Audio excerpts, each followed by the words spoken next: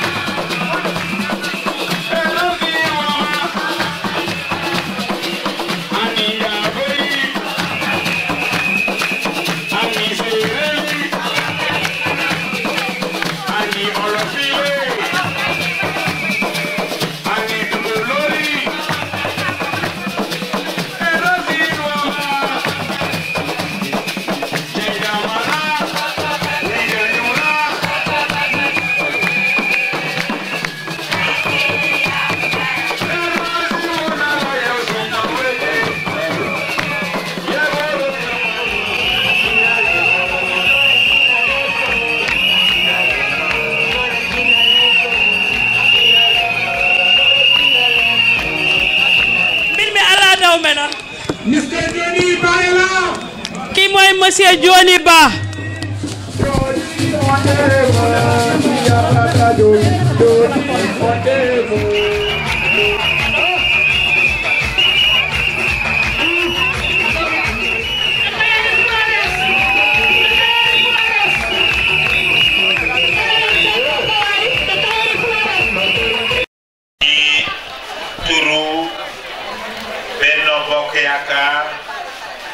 ci turu APR ak ci turu commune Wakhinane Nimzatt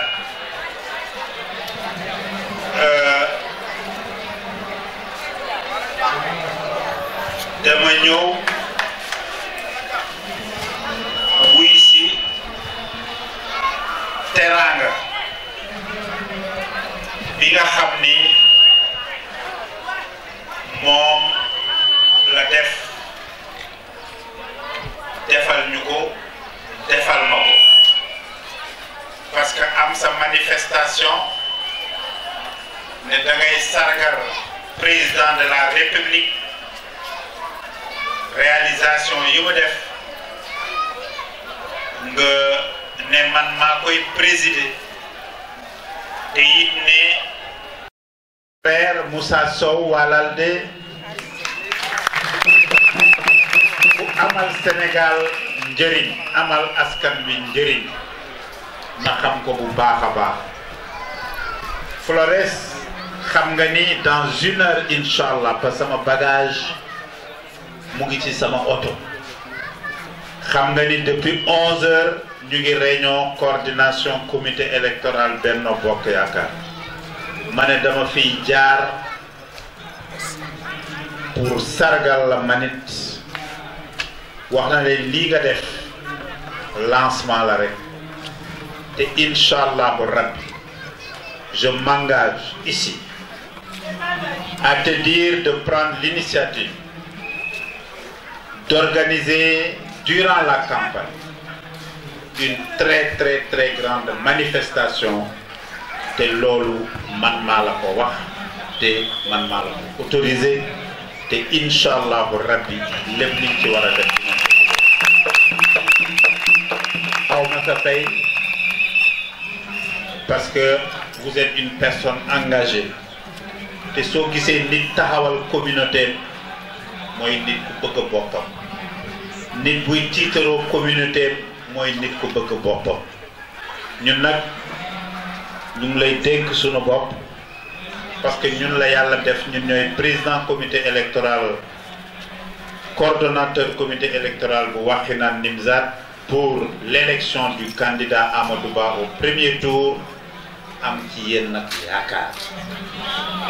am ci yéen yaakaar ndax seen fulla seen fayda te it xam naa ni kenn mënu leen perteloo seen temps te yow da nga joxe temps bi bu yàgg bi président Macky Sall choisiré Amadou Ba ci nga changé sa ay profil def si Amadou Ba loolu ñëpp seetlu nañ nga am fidélité am loyauté boo xam ni it yombul nit am ko kon nag bon courage bonne manifestation que Dieu bénisse cette manifestation amen. am xam-xam bi am mën-mën bi am pas-pas bi kooku mooy Nini Diallo. Nini Diallo monsieur le maire. tatu la Nini. ku ko xam na ko ci yëngu-yëngu ci jeunesse ci mouvement de jeunesse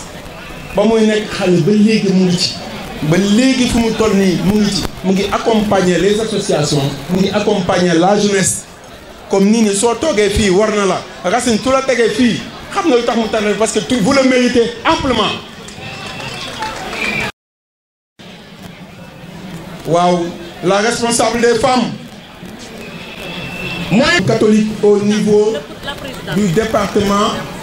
au niveau de Guédiawaye de la paroisse Saint-Abraham. ma damay fàttali ne la paroisse Saint-Abraham paroisse bi nga gis ñetti commune la Wakhinane Nimzatt Médina Gounass Ndiarème Limamoulaye kon xam nga ne kii moitié wu Guédiawaye la donc kilifa bu jigéen bii mooy ñëw mooy suñu responsable des femmes catholiques fii dañ ko invité mu ñëw koo xam ne day jàppale Flores.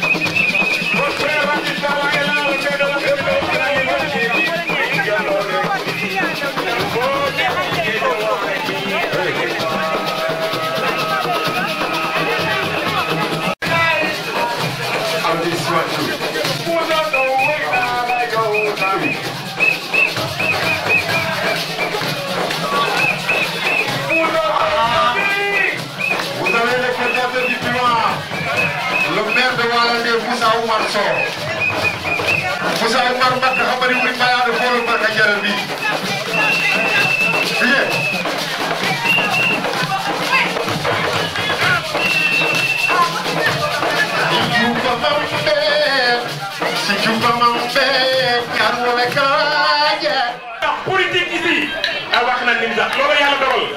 bagaay takk leen loolu waay. jërëjëf damay jëlaat parole parce que dama kontaan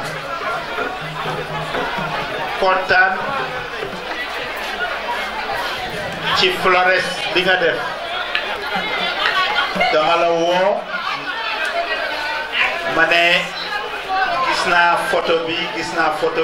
naa sama photo nga expliqué ma yëpp ma ne si tu peux faire venir Moussa Sow Walalde, ah, tu auras réussi quelque chose boo xam ni yomb defe naa loolu laa la wax ma ne la su ñëwee fii Géejawaay Wakhinane Nimzatt ñëw na fu mu war a ñëw parce que moom Fuuta rek moomu ko Moussa Sow président de la République dafa créer programme boo xam ne amul ci benn réew pour équité sociale yemale gox yi yemale nit ñi te it yokk kaaraange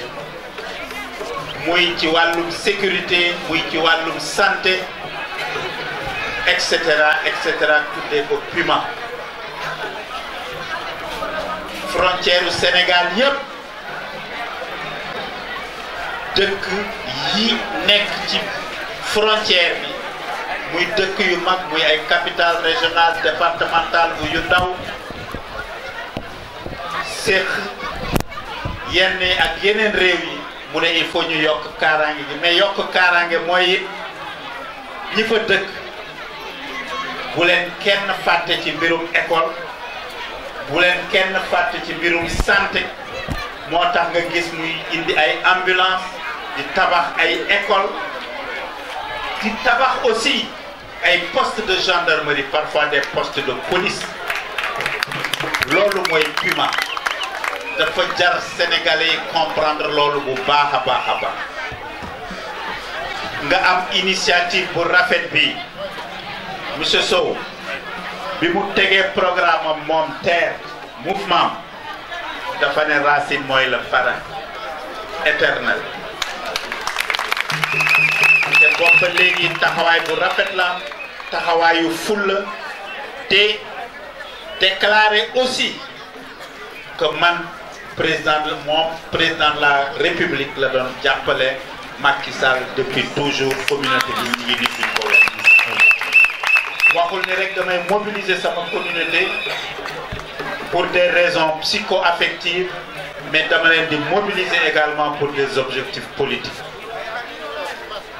te bi président tànne Amadou Ba moom ci ñu jëkk a changer seen profil ci la bokk ni candidat bi mu ngi nii Amadou Ba la ñuy jàppale 25 février inchallah ma lay remercier ci initiative bi t-shirt dama yeewu gis mu defar t-shirt du sama dërëm la ma laaj pour def ko moom moo ko defal initiative boobu je vous en remercie kon teranga boobu yal na la ko yàlla delloo ma jox ko nag rendez-vous aussi ci campagne bi mu xam ni incha allahu rabbi dinañ ko jagleel ay bés yoo xam ni vraiment dinañu gën a expliquer programme candidat Amadou Ba vers les communautés vers les femmes surtout moom ay jigéen lay mobiliser loolu nekk loo xam ni kon vous les femmes maa ngi leen di dénk sama sœur maa ngi leen koy gën a dénkaat ngeen jàpp ci moom Moussa mi restimama aussi parce que ɓewo wondiɓe kamɓe ɓe nana Casamance ɓe nana Guinée-Bissau ɓe nana dans tous les axes frontaliers Flores est présente donc je vous la confie mi salmini mon cher Ndiaye Hammadi sehilam bandam dañɗon nafoore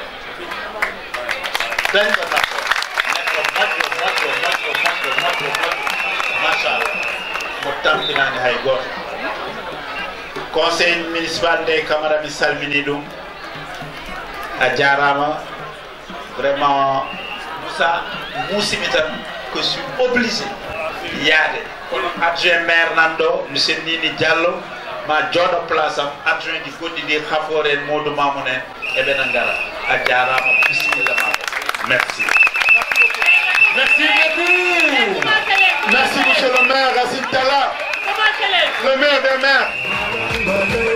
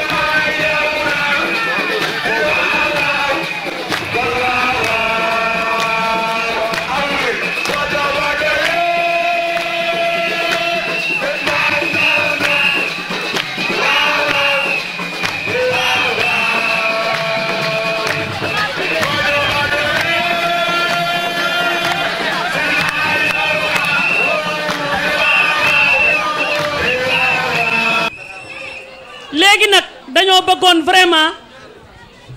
William dañoo bëggoon vraiment Moussa Sow monsieur Moussa Sow mi toog ndax wax sa baaxu morom du wàññi dara ci sa mbaax te ñambaas it yàqul sër dañoo bëggoon Moussa Sow mi nga waxal ñu ci Moussa Sow ndax femme yi fi toog yépp ak suñuy xame yeeg suñuy ànd jàmm yi fi toog ñépp xam kan mooy Moussa Sow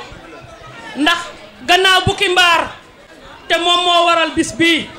ndax moo ñu may doole peccum liir su neexee ndey jaa tëye ca mbat soo maa ñaan nii toog fii soo maa ñaan gannaaw yàlla anamu li ngi nii toog mais ba mu toppati bu rafet baax moom sama moo tey ci suñu loxo oui yóbbu ñu ba ci Moussa Sow oui man tey jii moo tax ma bëgg balaa kii di wax ma wax ci Moussa ñaan ndax dafa def geste bu rafet te boobu ba léegi mu ngi ànd ak ñun bàyyiwuñu benn yoon lu mu xam wax ñu fu mu jëm jiital ñu boobu ba léegi gàncax gaalaama moom. parce que vous avez un avenir politique. dëgg la. da nga am rentabilité si nation bi dafa am solo soo jàkkaarloo mbooloo mu toll nii pour ñibbi xam dëgg-dëgg la Moussa Sow ne serait-ce que 2 minutes 3 minutes ñu wax yaay kan dafa am solo. day am solo parce que le mouvement TER dafa def mouvement bu am solo dafa am enracinement au-delà de la commune de Wakhinane Nimzatt mais dans le département de bientôt c'est la nationale. donc yow kii bi ku toll yow soo taxawee fii day am solo nit ñi xam yaay kan. Abbas defe naa day rafet ñu jox la kàddu da nga bokk ci Moussa Sow ñu bokk même famille politique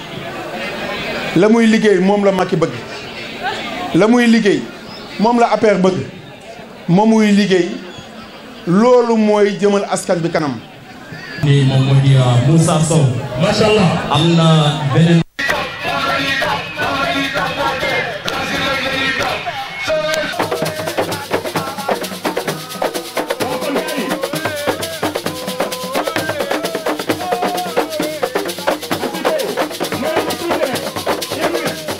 C'est un monsieur qui travaille et le président de la République qui modifie ses actions à travers les médias. Et le peuple sénégalais, le Sénégal d'une manière générale, est en train vraiment de lui féliciter et de magnifier ses actions exceptionnelles. Donc dans notre très cher Sénégal, c'est un grand monsieur. fii la bokk Mariama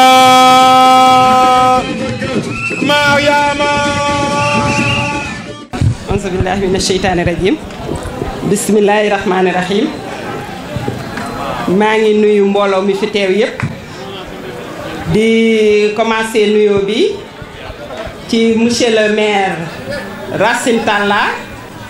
maire de la commune de Wakhinane Nimzatt di ci teg monsieur Moussa Sow le coordonnateur de PUMA di ci teg les notables qui sont ici présents di ci teg les dames de valeur yi nga xam ne ñoom laa fekk fii tey vraiment di rafetlu seen assistance di kontaan lool ci seen taxawaay di gis ñu taxawee sama sœur sama xarit sama confidente madame Flores Bass kooku vraiment mënuma sax wax ci moom lu bari parce que c'est une sœur boo xamante ne nii vraiment teg na ma sama place xam na maay kan jox na ma sama gëdd amul lenn lu ñuy réerloo kon kooku su ma ñëwee tey ci bësam bi mu honoré ma di ma jox parole du ma def lu dul remercier ko vraiment kontaan ci moom di ko wax ci kaw ci kanam lii teeñ bi rek la yéen bi ñëwagul te li ma koy wax ni dina ko xam ni dans l'avenir incha allah di nuyu aussi les conseillers présents monsieur Nini Diallo officier d'état civil dafa am contretemps léegi mu quitté mais il va revenir di nuyu les délégués de quartier ici présents di wax ne nag ndaje mi dañ koy rafetlu ndaxte jafe na nga dajale mbooloo mu toll nii ci waxtu yi ñu toll ndax dëkk bi xat na programme yi bëri na événement yi bëri na mais macha allah lu ko jar rek moo ko jar.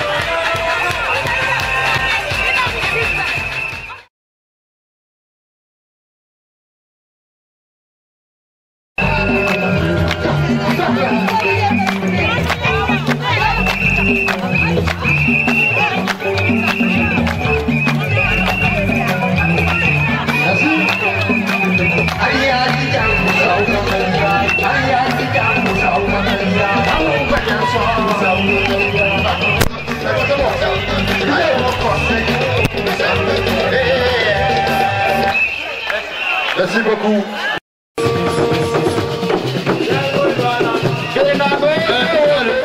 Merci beaucoup. Modou Mamoun. Merci beaucoup. yow moom duñ la wax dara dañ lay bàyyeeg yàlla mi am fay mi mën a fay mu fayal ñu la yow xam nga bu baax li may wax lan la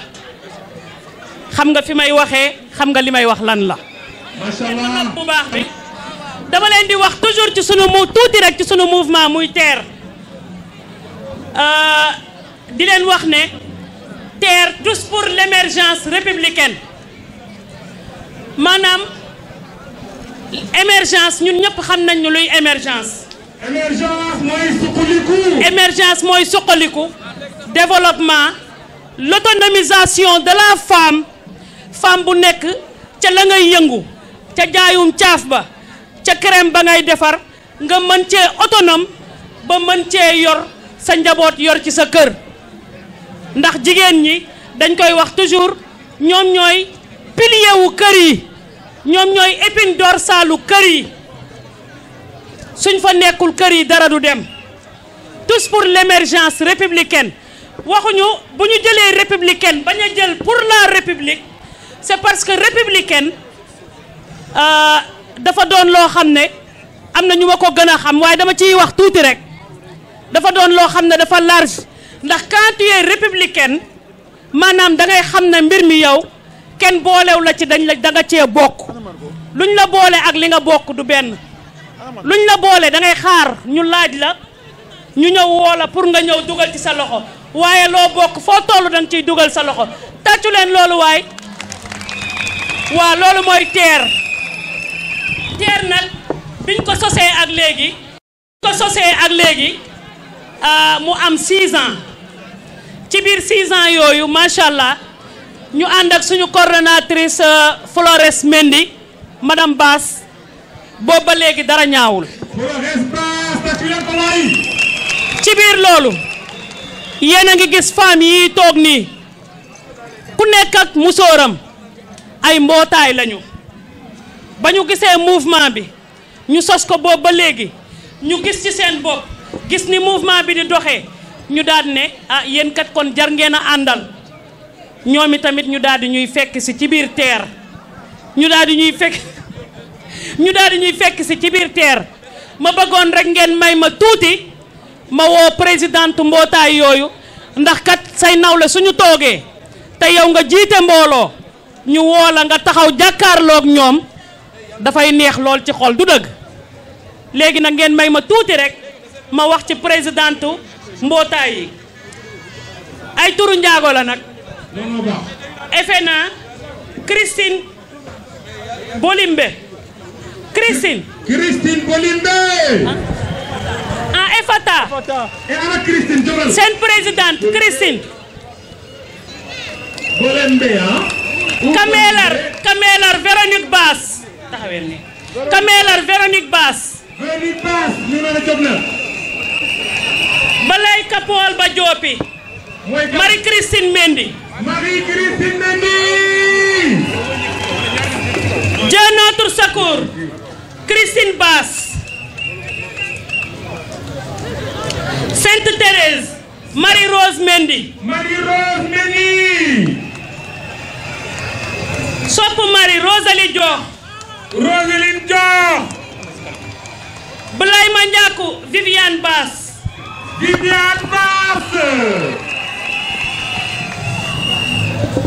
Buntula Bass Anna Mendy Anna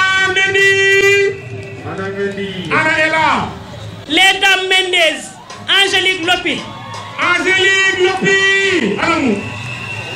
Angélique Saint-Augustin Félicité Mendy Les Femmes Sympathiques Florence Mendy Anna Florence Mendy Palme d'Or Antoinette Mendy Kantelar Ya Alima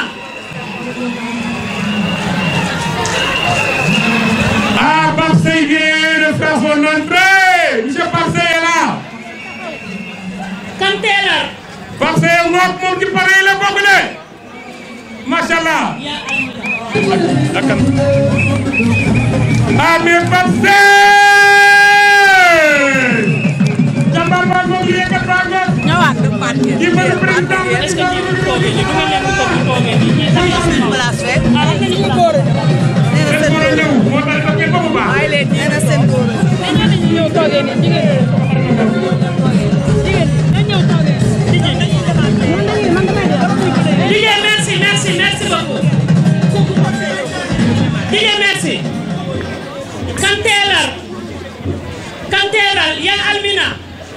yaa almere titi yaa d'accord Baramama Yvonne Mendy Baramama bu titi wa d'accord pour représenter Yvonne rek c'est bien les étoiles Claudine Mendy génération Sopp Yeesu Henriette Camara les cœurs d'ange Marianne Mendy daa mel ni man la de ah Marianne de wax na ma ko boppam Marianne nee na nga taxaw wareef Daxu Faal macha allah léegi nag su ngeen gisee ñii ñëpp ba teer sosoo ba tey ñu gis ci seen bopp yor seeni mbootaay pendant des années defaluñ leen dara demaluñ leen fenn peut-être ni ñuy doxalee moo leen neex am confiance ci Florence Mendy mii di suñu coordinatrice ma bëgg ngeen tàcc loolu bu baax ñoom ñëpp ñu ñëw fekki suñu ak seeni mbootaay ne dañuy adhérer ci suñu mouvement TER te boobu ba léegi yàquñu ci dara macha allah. ce sont des présidents ngeen dooleel ñu bu baax nag léegi ñii ñëpp nag am nañu présidente seen présidente mooy madame Mendy Marie Penda Sy mi bëgg ngeen tàccul ma ko bu baax a baax a baax. c'est la présidente des présidentes. waaw kay c'est ça c'est la présidente des présidentes mooy seen présidente mooy madame Mendy Marie Penda Sy. Marie Penda Sy. macha allah ñoom itamit ñu gis ko daal di koy jiital sous la confiance de notre coordinatrice Florence Mendy madame Bass. macha allah waaw. léegi nag bu loolu weesoo macha allah ñu di leen nuyuwaat bu baax a baax a baax a baax. seen taxawaay rafet na di leen wax ne ñun suñu jubluwaay mooy li ñuy woote mooy suñu bés bii li ko waral mooy ndax ba ñu commencé ba tey dañu ne dañuy sargal dañuy delloo njukkal Macky Sall li waral ñuy delloo njukkal Macky Sall ñun dañoo gis réalisation yi mu def fim ñu jëlee ak fim ñu yóbbu li ñuy def nag ñun rek la engagé parce que tey jii su ngeen gisee ñi fi toog nous ne représentons pas la paroisse mais nous sommes de la communauté ci biir paroisse bi lañ bokk lépp lu ñuy def dañ ciy boole waa paroisse bi mais waxuñu ci turu paroisse parce que ci communauté bi lañ bokk. loolu leer na. loolu moo waral président conseil paroissial ñëw toog fi ak vice présidente ak ñi fi toog nii ñëpp ak la présidente des femmes catholiques madame Marguerite Diatta avec sa délégation. ñu leen di nuyu bu baax a baax di leen wax ne bis bi looloo ko waral delloo njukkal Macky Sall parce que ñun gis nañu fam ñu jëlee ak fam ñu yóbbu te yaakaar nañ ne dañ naan ngalaxu daaw yi buñ cay coow ba tey suukar saa tax. waaw mais déggal géwélu jaaba bi yow. ngalaxu daaw ya yaa ngi may dégg ngalaxu daaw ya buñ koy coow ba tey suukar saa tax. te ñun dañoo gis Macky Sall ni mu suukaree suñu ngalax looloo tax ñu ne dañ koy jàppale ndax mbir su la ñoree mooy li ma wax léegi lu togg mbuum dee ca ñu ne ku ko weddi laajal gerte moom ma cay génnee diw te ñun ñii dañ cee nar a génnee diw niin ci bat ba luñ ci góobe gar ko ndax li ñuy def ragaluñu ci dara vraiment di leen sant di leen gërëm di leen sant encore une fois di leen gërëm pour ne pas que wax ji gudd ak yooyu yëpp mais vraiment encore une fois merci beaucoup. merci. macha allah. am ngeen jaaraama yéen ñii kenn du yéen. kontaan nañu si. waaye nag ma ni loo gis rek dafa am fu mu commencé te TER dafa am commencement ndax TER xëyul juddu. dafa am ñu tax ña ko sos waxuma ne ñi bokk ñu TER ndax mbir su yaatoo ñëpp a koy bokk waaye loo gis rek wàññi boo gis benn la commencé te ba muy benn dafa am ñu newoon benn maanaam Jana Joana Jaw kaay fii Karo kaay Paulette kaay Paul kaay leen Sombel Garcia Vincent Margot Nanu teer waa teer ñëw leen waaye bëgguma lim parce que damay bañ a fàtte turu ñenn ñi waa teer ñëw leen maanaam ba ñu nee benn ñii la woon ñu jomba ñaaw ñi ñu toog ca saalu Flores ba naan dañuy créer mouvement di ko wutal tur ñu yendu fa suba ba ngoon jot ñii la woon macha allah gàcce ngaalaama yéen yal na leen yàlla jàppale yal na yàlla mottali lépp ba lépp romb suñu njor pas-pas dafa am solo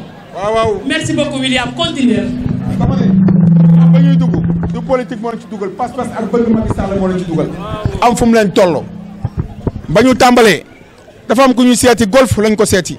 bañ ko seetee golf mu ne bokk leen sama commune waaye la ngeen def lu rafet la waaye comme que doon politique te da ngeen bëgg a jàppale Macky Sall mën naa lañ jàppale sa lañ tàmbalee mu boole ñoog monsieur le maire Racine Talla ñu ñëw mu tàllal ñu loxom ne leen da ngeen di politique ñu ko déet ñun lu ñu soxla mooy Macky Sall am deuxième mandat mu ne kon de li ma ci mën dinaa ko def fa la ñu tàmbalee waaye Modou Mamoun ñu seeti ko tamit nga xam ne suñu xarit la boobu dara dul dara politique ñu sax waaye bés bu paroisse bu wootee ñu ngi fa defe naa Modou Mamoun ci ñu gën a xam ci politique ñu njëkk ci politique ci biir paroisse Saint-Abraham ci la bokk parce que moom dafa dëkk juddoo fa yaroo fa màggee fa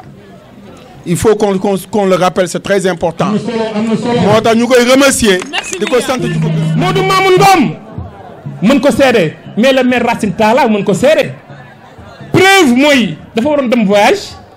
avion bi xaw na ko fi bàyyi mais dafa ne bisu Flores bi danga ko manqué yow la ni nga meloon nag ba mel ni bul ko bàyyi jig na la de fii rek la teg fi nga teg sa loxo foofoo baax jaana jërëjëf vraiment di leen sant ak suma sœur Margot di commencer par nuyu kilifa yi fi nekk yëpp di commencer ci sama doyen suma kilifa Moussa Sow bi nga xam ne nii mooy coordonnateur u PUMA muy programme d'urgence pour la modernisation des axes et territoires frontaliers mu nekk koo xam ne yàgg naa liggéey ak moom mu nekk liggéey bu am solo bu muy def fii ci Sénégal notamment dans zone yi nga xam ne nii ñoom ñoo féete côté frontières yi doyen ñu ngi lay dalal jàmm fii sur suñu commune fii ci Wakhinane Nimzatt fii ci Guédiawaye vraiment di rafetlu tamit accompagnement bi ngay def ñi nga xam ne nii sumay sœur lañu sumay xarit lañu te seen biir laa bokk te suma sœur Flores Mendy jiite ko ñuy def lu am solo li nga xam ne nii dañ ci ànd di gunge président Macky Sall bay nañ ci seen waar ci anam yu mucc ayib moom moo tax dam leen di gën a ñaanal di leen wax rek Flores ñi ngi seen kanam ñi ngi seen wet ñi ngi seen ginnaaw te lu ngeen dagg ñu kupp ko tamit parce que seen nekkin ci dëkk bi rafet na seen jàppale bi ngeen jàppale président Macky Sall ñi ngi koy rafetlu am na solo te gis nañ njariñ li moom moo tax vraiment encore une fois toutes nos félicitations mobilisation bi c'est pas la première fois def nga ko defati ko te chaque veille d'élection di nga ñu andil mobilisation bu mucc ayib bu ñu waree dajale ay électeurs di nga ko def suñu waree inscrire ay électeurs tamit seen taxawaayu teer dañ koy rafetlu vraiment ñu ngi leen di gërëm di leen sant montage comité yi tamit gis ngeen li ngeen fi def fii à Wakhinane Nimzatt fii à Guédiawaye ñu ngi leen koy santé di wax ne tamit maa ngi nuyu suma beneen frère boo xam ne nii day nañ fi muy Bokum Sow Bokum mi nga xam ne mooy secrétaire général APROSI te moom tamit ñu xamante ci liggéey rek pour président Macky Sall parce que moom moo nekkoon permanent des cadres républicains convergence des cadres républicains muy CCR moom moo nekkoon permanent bi biñ koy soog a sos man bi may soog a ñëw Sénégal en 2012 la ñu xamante ànd liggéey bi te lépp lu ñu doon def au niveau CCR moom moo ko yoroon moom moo nekkoon vraiment le permanent doon jàppale le coordinateur bi nga xam ne amoon nañ ko au niveau de la CCR di nuyu tamit monsieur Ba bi mu fi àndal di leen dalal tam Guédiawaye di nuyu suma frère Khafor Touré ak Pape Sey ak Mbadou Fall ak doyen yi ma fekk yëpp quoi ku lim juum sumay sœur ñoom Ndongoy Ndong ñoom Ndey Camara ñoom ñëpp gis naa leen fii ñoom Charlotte Diaw ak délégation vraiment di leen gërëm di leen sant encore di leen wax teer sa kanam président Macky Sall sa kanam Amadou Ba sa kanam avec une élection avec une victoire éclatante au premier tour de l'élection présidentielle. Vive Terre, vive Amadou Ba, vive le président Macky Sall jërëjëf. dañ ko war a teral tatagal ko madame Guèye jërëjëf ci turu délégation bi taxawal fii le premier ministre Amadou Ba ñu ngi rafetlu sa taxawaay yow ak ñi ngi àndal ñëpp. li ma doon wax léegi mooy dañ fi fekk une femme de valeur mais femme de valeur mooy xam homme de valeur loolu moo tax ma jàpp ne Flores mu jël lu toll ni parrain def ko kii nga xamee ne mooy suñu jaam di Moussa Sow donc Moussa macha allah dégg naa ko ne Moussa solution mais c'est vrai parce que jàpp nañu ne ku taxaw di jàppale président Macky Sall ci loo xamee ne mbiru solution la war nañ la mën a tuddee solution donc félicitations yal na la yàlla yokk a jàppale. di nuyu également suñu frère Racine Talla yàgg nañu xame yàgg nañu nekk ni ma ko waxee léegi ci Khafor Racine Talla aussi ñaay la liggéeykat la ku gëm président la ku xam fi muy tag tànkam ku maîtriser li muy def la donc yéen juumu leen bu ngeen ko tànnee fii mu nekk seen maire donc ñu ngi koy jëjëfal ci turu le premier ministre Amadou Ba di xamal ne fi ñu jëm il faut ñu gëm ko le premier ministre dafa ne il veut être élu au premier tour être élu au premier tour je crois ku ko dégg xam nga lu muy tekki mooy il faut nit ñi jóg gën a laxasaayu gën a taxaw gën a jubal suñu diggante ak nit ñi seeti leen waxtaan ak ñoom su ko defee li nga xamee ne moo di victoire au soir du 25 février ñu mun ko dégg incha allah yàlla na demee noonu te je sais que si on compte sur les femmes comme ku ci mel ne Flores jàpp naa ne victoire bi c'est déjà assuré ku ci compter ci mel ni ku mel ni Moussa Sow ou Moussa Solution jàpp naa ne la victoire est assurée ak ñeneen Racine Talla ak képp ko xamee ne limu ma ko donc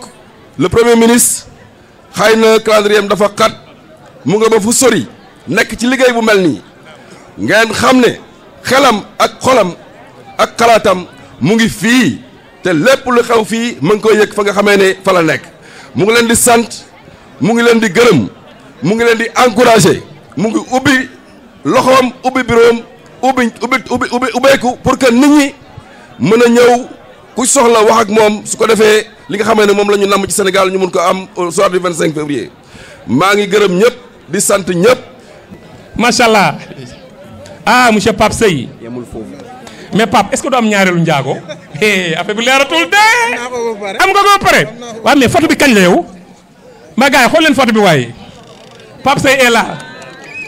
macha allah macha allah ah oui vous le méritez ah lii du chance mérite la da ngaa liggéey sa gox bi nag da ngaa liggéey quoi guddeeg bëccëg suba ngoon yak terrain bi yàlla na jàmm yàgg. ngir Macky Sall am ndam je peux parler sur lui donc quand l'occasion se présente les gars il faut les. responsable lu APR yu nekk fii si Wakhinane Nimzatt rawatina bu département bu Guédiawaye parce que yéen dem leen xam bu baax a baax a baax ku ngeen àndal rek su tëddee na nelaw parce que yàlla def na yéen doo leen ay tricheurs seen xeet xamu leen luy tricher jàpp ngeen xam liggéey ngeen xam donc maa ngi lay sant bu baax di la gërëm ah di nuyu nag waa Wakhinane Nimzatt bu baax a baax a baax su ma ñëwee gis su may responsable de femme ñu nekk si kaw tribune bi man maa leen wàccee muy Mariatu muy Nogay muy Ndey Camara suma xarit Marème moo tax mën na leen wàcc leen ànd ak man Absa Sey man ak moom ñoo ànd parce que tey bii mooy 3e programme yoo xam ne ñu ngi war a ñëw suñ fi jógee war a dem bés si beneen may nuyu nag suma xarit Joni ñu bëri dañu yaakaar ne xamante wuñu mais kii suma mbokk la suma xarit la suma yëpp la lii ñun ñoo ko nas Joni Ba ñii ñoo ko nas si bureau Flores nekk jàmbaar jour boobu 2 heures du matin la fa jóge kii ma leen di mën a wax ne Joni mi chaque jour mu ngi permanence bu 2 heures du matin 3 heures du matin pour Amadou Ba mën a am ndam donc Joni yàlla na la yàlla fay sa xol lii xamoon naa di nga agsi di nga ñëw di nga siggil Flores donc may nuyu ñu nga àndal ñëpp di nuyu suma frère ma leen di wax ne yéen waa kër Amadou Ba soo leen demee tëdd leen nelaw fi Wakhinane Nimzatt gis nga Wakhinane Nimzatt saa yu département bu Guédiawaye gagné 2012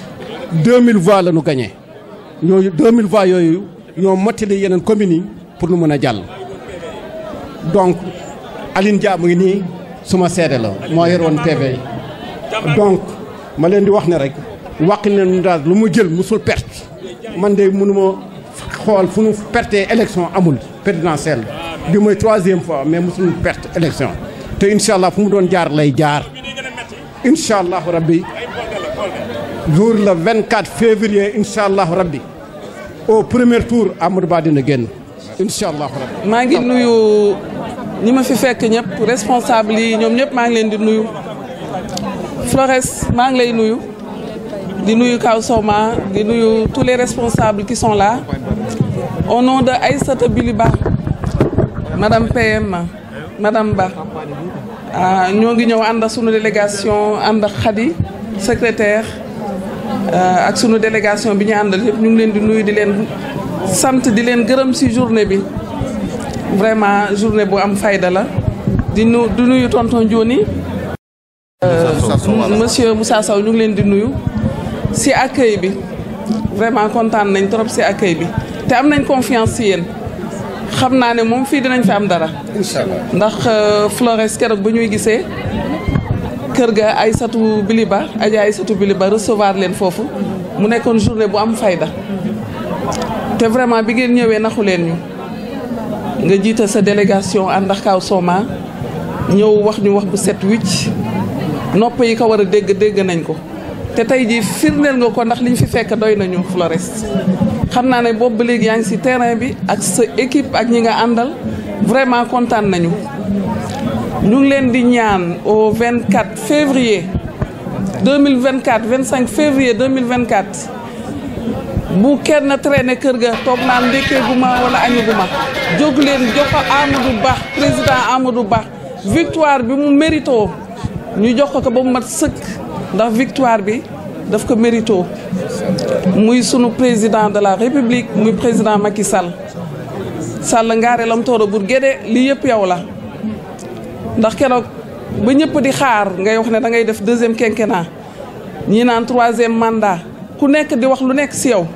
parole ba ñu joxoon depuis le début moom nga firneel ndax devant tous les 18 millions de sénégalais nee nga nekkatoo yemale nga fii sa mandat def nga sa ñaari mandat ba mu mat sëkk te ku gis gaynde nag ne gaynde ngi ndax président Macky Sall gaynde la ndax ku xamoon Sénégal démb xam Sénégal tey di nga xam ne président Macky Sall vraiment ku gis ne na ngi nag liggéey na fi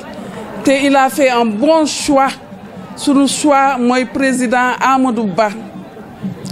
Amadou Ba au 25 février wiiw la ñu war a dégg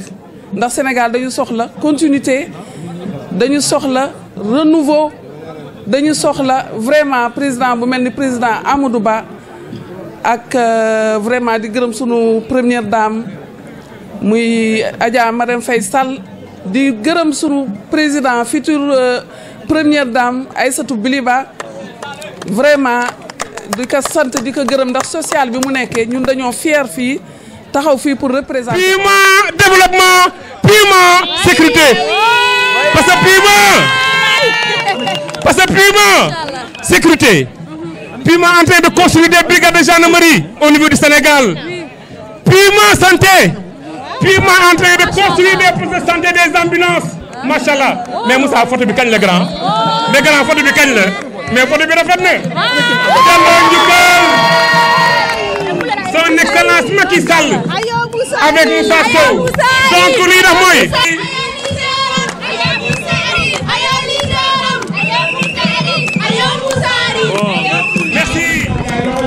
Merci. Je ne sais si je dois démarrer mon discours par un pulaar. Bandiraɓe mi salmini on meɗe daara jamol. Je dis un grand salut aux membres du mouvement pour l'émergence, le TER, tous pour l'émergence de la République. Bu ñu nee tous pour l'émergence de la République nag defe naa Sénégal yëpp bokk na ci ndaxte bépp Sénégalais xam nga ne bu ñu nee pour l'émergence de la République bokk nga ci. Donc c'est un nom évocateur. Ñu ngi leen di féliciter pour ceux qui ont eu à trouver son nom évocateur pour la République. Di nuyu en premier lieu le maire de la commune donc de Ndiarème, en l'occurrence mon frère Racine Talla, qui était là tout à l'heure par des contraintes d'un vol vers l'étranger, il est parti. Mais les mots de bienvenue yoo xam ne prononcé na fi wax na la relation étroite bi nga xam ne am na ak yow Madame Florence Basse ak tout le mouvement. Vraiment ça nous a plu et nous sommes très très contents et très heureux de venir ici parce que bi may ñëw laajte na est-ce que mon frère Racine Talla bi nga xam ne mën na fi dara ay à Guédiawaye mais même Fouta fi muy judde aussi mën na fa dara di liggéeyal président de la République liggéey boo xam ne ñëpp gis nañ ko. C'est une grande personnalité, un ami boo xam ne aussi su ma fi ñëwee lépp loo xam ne maa ngi koy def pour vous en fait aussi je l'aide moom tam en tant que maire dans cette zone tout en aidant le président de la République et mon jeune frère Amadou Ba bi nga xam ne mooy suñu candidat. Revenir un peu sur le mouvement ñun on est un programme boo xam ne frontière yi la mais mën naa wax ne Madame Basse avec toutes les activités yoo xam ne c'est prévu dans le programme surtout li nga xam ne moo demee ci affaire genre danaa wax ne outre li ngeen xam ne defal ngeen ma ko mooy faire de moi un parrain pour cette journée danaa wax ne aussi que l'accord va continuer, la collaboration va continuer Inch'Allah et je promets à ce mouvement et à toutes les présidentes que j'ai vues ici, à toutes les femmes qui sont avec vous, même bu ñu fi nekkee xam nga ne ñun ñëpp on vient un peu aussi de la zone rurale seen dëkk yi seen famille yi fa nekk en ce qui concerne les matériels d'allègement, en ce qui concerne les formations. Bu ñu paree da ngay ñëw ñu xool lu ñuy def pour que aussi loolu nekk loo xam ne man maa ko yokk ci liggéey di remercier toutes les personnes présentes ici. Soma Niane bi nga xam ne c'est mon petit frère, c'est mon ami, son fils aîné ndax xam ngeen nga doomam son fils aîné man la ko tudde Moussa la tudd Moussa Niane, il est là-bas au village. De remercier aussi toutes les personnalités ici présentes. En l'occurrence, déjà Modou Mamoun Ngom, qui est un jeune frère, bi nga xam ne ci piment bi ñuy liggéey man ak moom loxam mu ngi ci. Donc c'est quelqu'un que je connais très bien. Li ñuy réussir tey au niveau frontalier, Modou Mamoun Ngom en tant qu'ingénieur de télécom, DG du FDSUD, dans le programme PUMA, le désenclavement téléphonique et numérique bokk na ci loo xam ne war nañ ko def ñu ngi ci liggéey boo xam ne pour que permettre ñi nga xam ne ñu ngi ci gox-goxaan yi ñu ngi au niveau des frontières ñu mën a woo au Sénégal avec les réseaux sénégalais mën a parler en tout cas au monde avec le désenclavement numérique loolu dekk na déjà loo xam ne ñu ngi ci donc maa ngi koy féliciter di ko encourager di ko wax ne aussi na ngeen ko jàppale pour qu'au soir du 25 février, notre frère Amadou Ba soit élu au premier tour. Vous avez vu ici tout à l'heure Johnny Ba, avec toute la délégation qui l'accompagne. Hier nuit, moom ak le frère de Amadou ak ñoom ñëpp wax naa ak ñoom nee naa leen damay ñëw fii pour un meeting ñoo xam ne ils sont comme on dit c'est le soutien au président de la République, c'est le soutien au candidat Amadou Ba na ngeen ñëw ngeen teewee lii fi fa def ngeen gis ko bu ñu paree aussi ñu yóbbu leen ba ñu toog ak Amadou Ba ñu xam ne aussi ñii sont là. Elle travaille donc pour la victoire de Amadou Ba au 25 février. Je les remercier, de féliciter tout le monde, de féliciter les jeunesses rejettes qui sont avec moi. Ça, c'est le Podor. Je les remercier même samedi dernier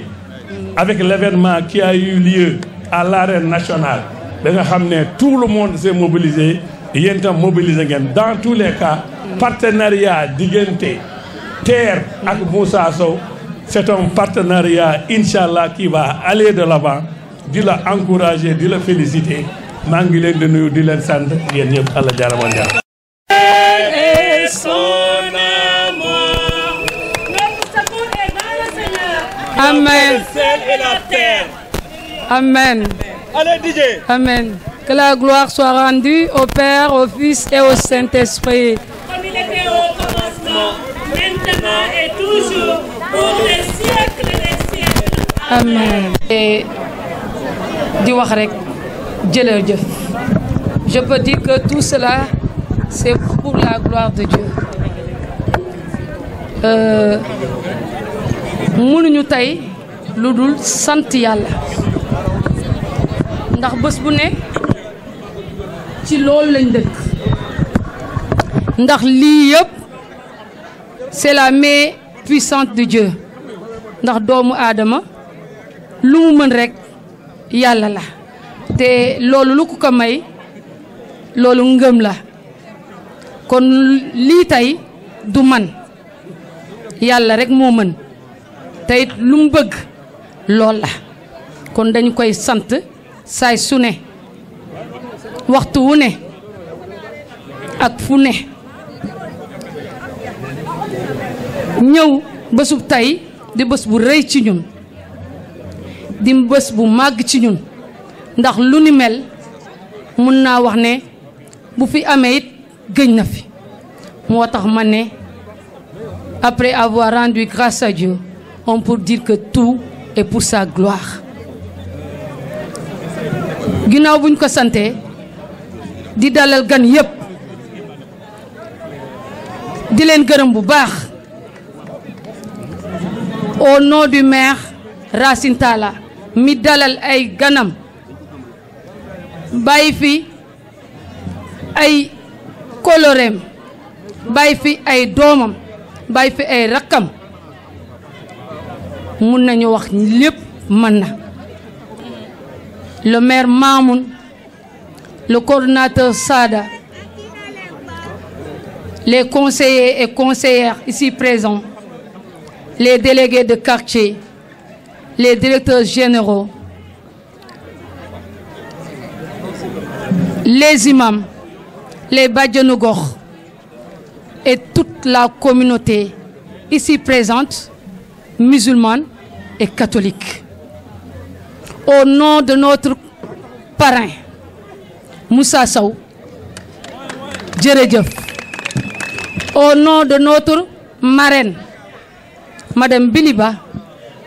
avec sa forte délégation dirigée par Madame Gueye et l'assistante Khadi Gueye-Ba, merci beaucoup. Et je ne peux pas remercier tout le monde sans pour autant remercier aussi les braves dames, les dames catholiques qui sont au nombre de 20 présidentes et leurs délégations. Sans oublier aussi la délégation de Madame Diatta, la présidente des femmes catholiques paroissiales et toutes les structures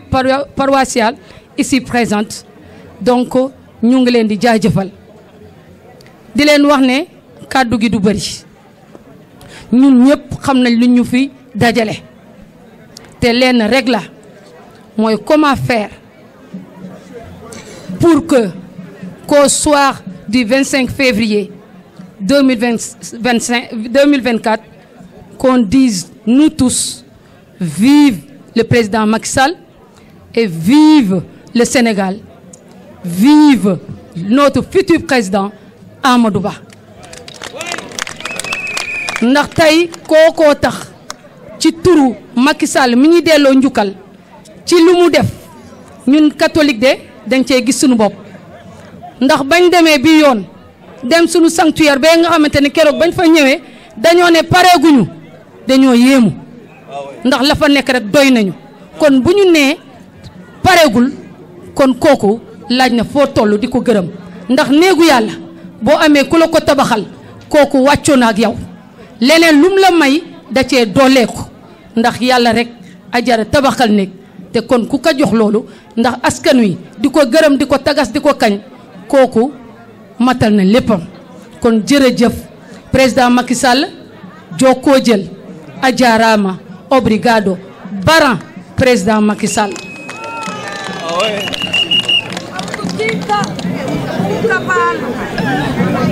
monsieur le maire Racine Talla dinañ la ko jottali yàgg nañu cheminer ensemble te yaakaar naa ne boobu ba tey rëccoo ko ba ñuy demit tàggoo nañ ndax nit da ngay am kilifa tàggu sunu coordonnateur ne ko yoon la tey jii ñu wane sunu bopp au niveau national ndax lu ñu war ak yéen def nañ ko kon tey bëgg nañoo seeti yeneen kilifa ndax ñu àggale liggéey bi ensemble ndax élection yi du lu ndaw du commune lii àdduna la lii Sénégal la te doomu Sénégal daa nekk fu ne ñun catholique ñu jóg rawatina la communauté Manjaak bu ma bokk ñooñu dañoo toog waxuñu dara mais kuy wax ñu dégg te it président Macky Sall moo def lu tax ñuy dégg ndax Olof Njaay dafa ne ku def dégg ku deful dara doo dégg dara ku def dégg kon président Macky Sall moo def te ñun ñëpp dañoo war a dégg kon mbokk ñu ne ko ne jàng jëf waaye ki nga teg sa loxo ne kooku la muy Amadou Ba ñun yaakaar na ne bala mu koo tànn ñun tànnal nañ ko sunu bopp waaye bu bés baa ak fan yii ñu jëm duñu toog duñu nelaw duñu yandoor dinañ def lu ñu mën fépp foo xamante ne sunu mbokk la fépp foo xamante ne yow xamoo ko daañ la ko wan daañ la wax continuité à travers cet homme de confiance cet homme digne ki nga xamante ne ce jour-là ce sera un rendez-vous historique bi nga xamante ne le jour l'histoire retiendra parce que ce sera une première man suñu école bu ñu ma laajoon lan lay wax ma ne leen kii dañu koo jëlee fañ ko war a jëlee ndax koo xamante ne Thierno Souleymane Baal mooy sa maam mu nekk un fervent musulman dox au niveau de l'Afrique pour que la religion musulmane se répande kon kooku c'est une lignée il est roi et il restera roi kon kooku politique du ko yëkkati que ñi ñi voté wala war a bañ a voté ñun dañuy mëttali rek ndax kooku yàlla ko tànn da ko tànn ci biiri kilifa tànn ko ci biiri almaami kon Amadou Ba yow almaami nga bu ragal te almaami dañoo war a fu ñu war a toll dañoo war a ko sujootal kon ginnaaw yàlla jox nañ la sunu bopp daal ne nañu diggoon Macky Sall ne ko sa tànk sunu tànk kon Amadou Ba ñun mouvement TER ak képp ku mu àndal nee nañ sa tànk suñu tànk te duñ ci dellu ginnaaw le parrain Moussa Sow yaakaar naa ne suñu diggante yàlla la te lépp grâce à la lumière à la générosité d'un homme ki nga xamante ne moo ñu tete te tax tey ñëpp xam ñu muy Racine Talla te it Racine lu tax ma xam ko loolu dinaa ko wax tey c'est grâce à Modou Mamour Ngom mi nga xamante ne tey jii moo ma fi indi ndax dama bàyyi politique nekkoon ci le sénateur Charles Mendy mu teete ma ci pendant plus de 10 ans étant toute jeune ma nekk lycée may cheminer ak moom ba ma dem ba gis sama bopp mu ber ma ne ma doxal ndax àdduna boo dul demal sa bopp doo xam dara demal toujours nag dina métti waaye bul bàyyi ma dellu dem ci maam Ibrahima mi ma formé mu ne ma dellu sa commune boole ma ak Mamour tee sama loxo indil ma si Racine ma dox ba tasante un jeune très courageux un jeune respectueux et respectable muy Pape Sey boobu ba tey ñuy ànd bañ ci dara lu mu xam wax ma fu mu jëm yóbbul ma looloo tax tey ñu daal di koy honoré ci jour bi moom ak Soma Niang mi nga ne moo tax tamit ma xamante ak kii ni madame Guèye ñu daal leen di beral loxo waaye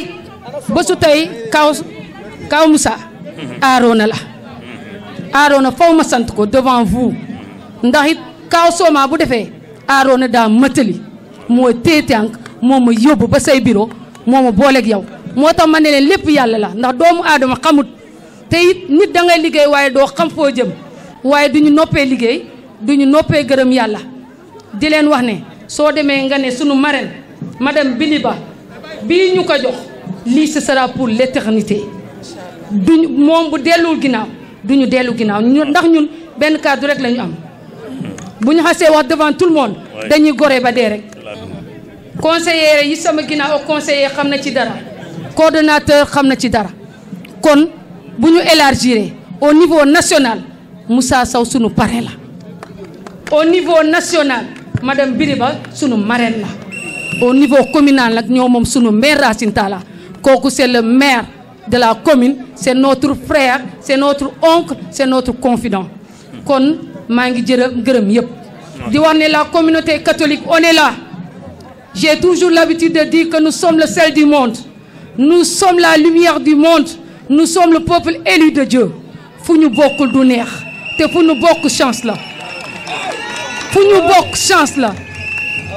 élection yi man bi ma bokkee ci parti bi ba tey dama kaa musa def muy neex te saa yu ma ko defee ànd ak communauté bi ndax tey dañ ko ubbee par une messe sunu curé jox ñu bénédiction benn yox ñu neel ñu dem leen kon kuy dem au nom de Dieu tu seras récompensé par Dieu et le Christ est là pour nous guider nous allons cheminer ensemble vers ses pas te ku xaw xam yonent yëpp fu ñu jaar kon boo demee bay dox di daj ay dëj kon doo ragal moo tax ma ne ñun dañoo dénk ay nen te ku ñu dénk ay nen waroo bokk ci foom sàndante xeer kon duñu def lu dul topp li nga xamante ne moo ñu yóbbal kanam muy l'émergence on ne fait pas partie nag de la jeunesse ñi nga xamante ne toujours ils sont là pour critiquer sans pour autant apporter leur contribution à la reconversion non nous départons nous taire parce que notre politique c'est une politique sans violence c'est une politique de paix car nous sommes des artisans de paix et nous sommes voués à amener cette paix de l'avant et que la paix règne au Sénégal. Vive le mouvement Terre, vive la communauté catholique, vive nos sympathisants, vive le président Macky Sall, vive le Sénégal pour que règne la paix à jamais.